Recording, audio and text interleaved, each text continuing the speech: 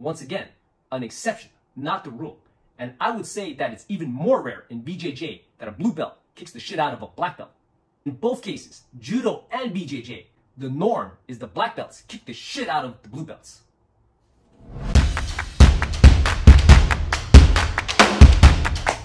What's up guys, Nguyen, OG Fitness, welcome back to the channel. If you guys are new, this channel is all about fitness for martial arts for older guys. If you're young, it's not your fault and you won't be for long. In this video, we're going to talk about, do belts matter in judo and BJJ? So we're going to read the comment from one of the guys in the community that sparked this video, and then we're going to get right into it. Guys, so I'm not going to read out the first paragraph because I addressed that in another video. So if you guys haven't seen it yet, check it out. All right, let's start. Belts matter for kids because it helps boost up their self-esteem. Belts don't really mean anything for adults who have done martial arts half their life and come to realize it's just another belt. Even instructors know that. I have seen blue belts who could beat some black belts. Just because you have learned more techniques and usually better at performing them in class, giving you a black belt doesn't mean under stress in a tournament you'll be able to fight better than someone a belt or two lower than you. In MMA, we had no belts, but after only 6 months of training, you were expected to be able to beat in tournament a person of any belt color of any art. After 6 months of hard training in MMA, I was beating black belts in karate, taekwondo, boxing, etc. I learned more in 6 months of MMA than 12 years of karate, and I was a second-degree black belt. So again, belts do not matter. What matters is how good you are at what you do, belt or not. All right, guys, do belts matter? Yes and no. That's the truth. So let me elaborate on why they matter first, and then after that, we'll get into why it doesn't matter. Belts matter because it serves to track progress and set goals.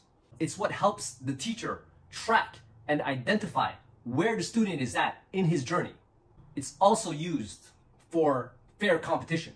In competition, we have to make it fair as possible. So that's why belts matter for competition, because you're not going to put a yellow belt versus a blue belt. Also in training, the practitioners can adjust their level to the person in front of them. So if the person in front of them is, for example, a yellow belt and they're a black belt, well, they're going to adjust their level. At least they're supposed to. And that's the other thing with belts. A good coach will track their students' progress. So with the belts, we know, okay, this person got their yellow belt, for example, on this day. We also track how many times per week the student trains and how long has he been a yellow belt, so that we could appropriately assess if he's moving forward at the right pace or not. What gets measured gets done. And belts are important because of that. Belts are a tool. Yes, it serves to motivate people, to motivate kids, but it also motivates adults. Just because you're an adult doesn't mean you don't need to have clear goals and milestones to work towards. It's a lot better to do it that way.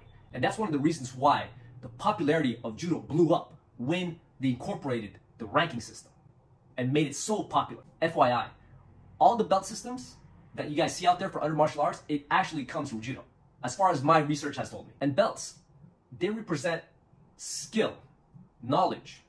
When I say skill, I mean technical skill and combat skills as well. It's not an exact representation of how skilled you are in combat, but that's what competition is for. Even if you're an adult who's been training in martial arts his whole life and you enter a new discipline, the belt ranking system still has utility. It serves to understand where you're at or where you should be at in your progression level, more or less. Of course, an experienced martial artist will know to focus on skill and knowledge acquisition instead of belts. Ultimately, that's what's important. Let's not kid ourselves. When we get a belt, we're happy. I know I am, right? Even if we're not focused on the belt, even if we're experienced and we know that we just have to focus on showing up, constantly improving, acquiring skill, right? Getting better at fighting and all of the aspects of, the martial art, it still feels amazing when you get a belt. The way you train kids is still the same as the way you train adults. You just don't talk to them like they're kids. You talk to them like they're adults. Belts matter until you get to a certain level.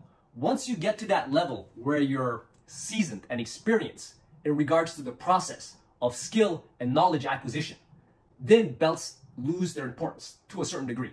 When you understand the process of skill development and skill acquisition, then belts are less important, in my opinion. But until then, belts as a tool, as an educational tool, are very useful. There's another thing that belts do also, is that it separates the student from the teachers. And by the way, until you get a black belt, you're not qualified to teach anything, at least not officially. Of course, McDojos, belts given in McDojo types of clubs, those don't have value. And the funny thing is, I don't think there's a lot of McDojo judo clubs out there. At least I haven't seen any. But let me know down in the comments below if you guys have actually seen any McDojo judo clubs.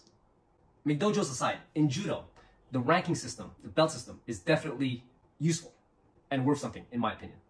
Jigoro Kano, the founder of judo, he is the one who actually came up with the belt system, the ranking system. And it was inspired by a strategy game and swimming competition. Originally, with the ranking system, there was only white and black. So white would be the students, and black would be the teachers or the more advanced students. It's only later that he introduced the other colors. Instead of just having white and black, we would have white, blue, brown, and then black. Now, if you were a kid and you're supposed to get your brown belt, you would get a purple belt instead. Now, the funny thing is, that's exactly the belt system of BJJ. If I had to guess, borrowed from this system. Later on in Britain, that's where the colors were added from the original ranking system. And then after that, it was codified in France. So when I say codified, I mean that each belt had a set of techniques that were required. And that's when judo blew up. It became super popular because it had this ranking system. It's a tool to educate, to teach. And just a side note, guys, I think that if BJJ had more belts, they'd be even more successful, in my opinion. So when our friend says that, oh yeah, most people don't make it to blue belt, yeah, it's because it's discouraging. The way a lot of guys see it is that, well, because it takes so long, only the strong, only the people who have grit and determination, yada, yada, yada, yada, yada. And I agree with that. At the same time, though, I think that if you have more people staying in the sport because it's structured in a way that's very motivating and encouraging to people, and they can see progress and it can be tracked, there'll be a bigger pool of athletes all around. And that makes the level go up. When there's a lot of people practicing a sport, what happens is that there's a lot of cream that will rise to the top. And that's what it is in judo. The pool of talent is enormous because there's so many people who stick to it longer than in BJJ.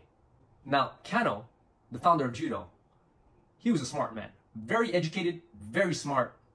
Came up with this whole system because it had value. He was a teacher, by the way. He was an educator, as well as a martial artist and the founder of judo. It also helped to bring judo into the Olympics, which made it become, I think, the #1 sport in the world.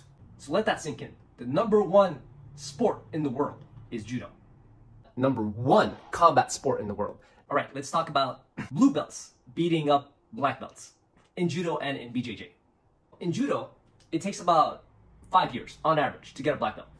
Okay, in BJJ, it takes about 10. Now, there's some differences here. In judo, the black belt is the beginning. It represents competence of the fundamentals. So, of course, this person has techniques, knows the names of the techniques, can execute the techniques, has a certain level of fighting skill, of combative skills, but it's just the beginning of their journey. Now they're allowed to show people, they're qualified to teach, but it's the beginning of their journey to mastery. And it might take another 5 years.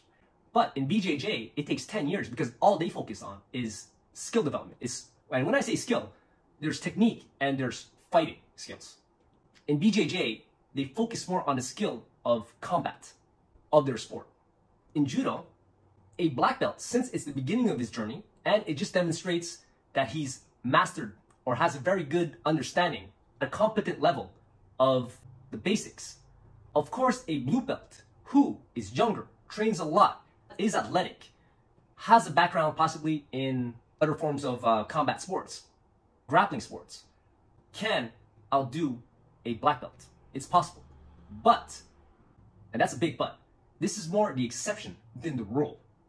If a black belt is a ex-former high-level athlete / competitor, chances are there's no way in hell a blue belt is going to kick his ass. Now, in BJJ, if you're a competitive blue belt who's young, strong, athletic, has done other grappling sports, martial arts in his life, comes in, trains all the time, and then he faces off with a black belt.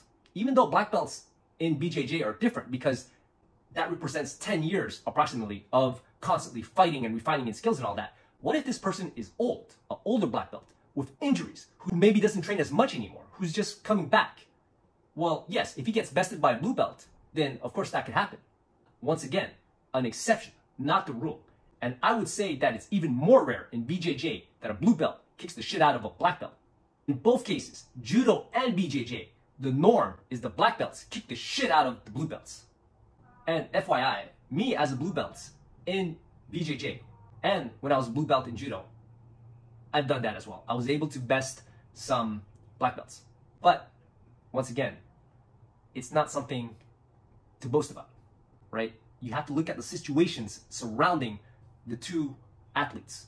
You have to take into consideration age, size, weight, experience, training frequency, injury profile, mindset. Ultimately, what I'm saying is that the belt system, the ranking system, is a tool, and it's a very useful tool. Knowledge and skill. And skill, I'm talking about technical skill and combative skills, are the goals. But the person we become and develop into is the ultimate reward. That's what's the most important thing, not how good you are as a fighter.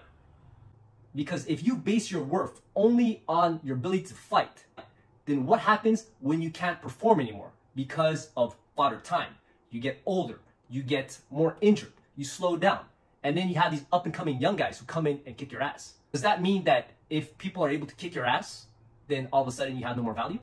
Let that sink in for a second. That's why judo rank has value. It has value because there's something left, something more to it once your skills fade out and you're not able to perform at the level that you used to.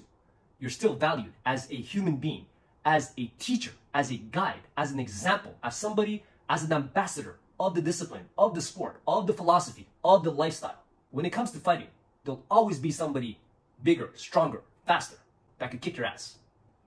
And even if you are the best in the world at that moment in time, guess what? You get old and someone's going to come and dethrone you. And that's why all these other sports are somewhat lacking, in my opinion. The respect element, the culture element, the philosophy element isn't as present in MMA, in wrestling, in boxing. Now let's get into that. 6 months of MMA, and then you learned more than 12 years in karate, and you were a black belt. Guys, it was in another comment somewhere that our friend told me that he had 12 years of karate and he was a second dan. And that's the thing. I preach this as well. If you want to learn how to fight, you have to start with the fighting arts, with the combat sports like MMA. And then you can tack on all the other stuff if you want to specialize. Because a lot of these traditional martial arts, they're specialty martial arts. For example, boxing is just the hands, right? And you have very specific rules for that sport. And then if you do taekwondo, it's just the kicks. Wrestling is basically just takedowns and pins, but there's no submissions.